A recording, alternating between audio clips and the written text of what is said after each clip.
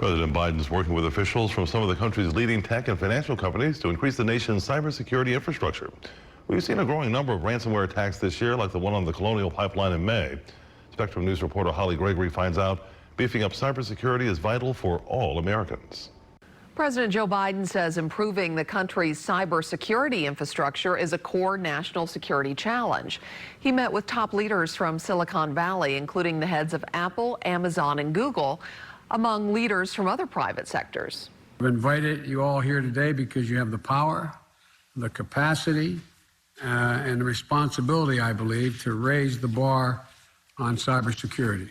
This meeting follows several high-profile ransomware attacks, including the Colonial Pipeline hack, which affected gas supply lines in more than 15 states. Ransomware attacks weren't the only topic of discussion, however. The meeting was also focused on identifying the root causes of malicious cyber activities and what the private sector can do to mitigate some of those risks. Nick Powers is a cybersecurity expert with Uncommon, a business management and technology consulting service.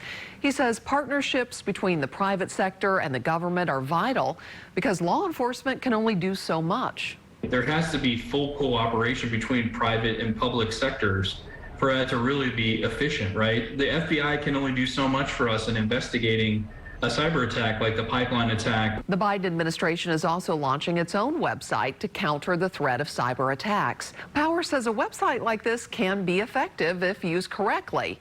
If the website is not used to its full capabilities, however.